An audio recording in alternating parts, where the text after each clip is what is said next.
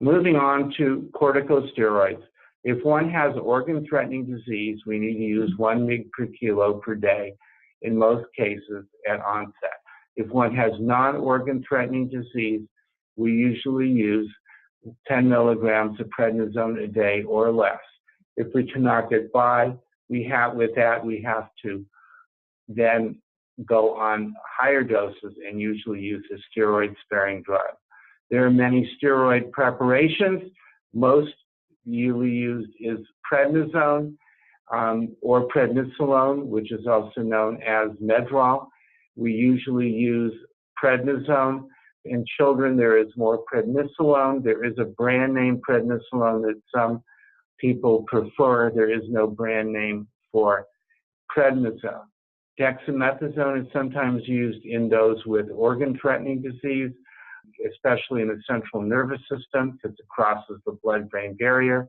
Cortisol or hydrocortisone works in 15 minutes intravenously and is used in more emergency settings than those with high fevers.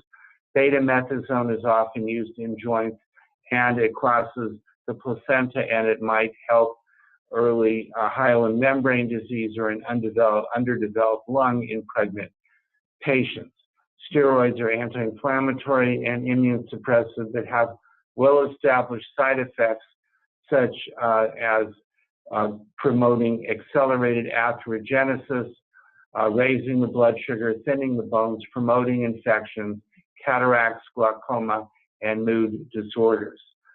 Corticosteroids suppress virtually every component of the immune response but expose people to greater risks.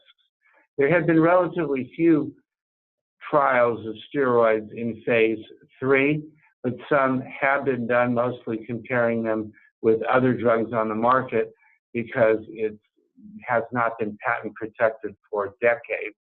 But post hoc analyses of randomized trials show that using, let's say, a targeted agent such as belimumab is steroid sparing, and it also showed that steroids are very effective. From a damage point of view, the work from Dr. Petrie at Johns Hopkins has demonstrated that if one is on 6 milligrams or less, in other words, below adrenal replacement levels, organ damage is very slight, but once you end up on a higher dose of steroids, organ damage is much greater.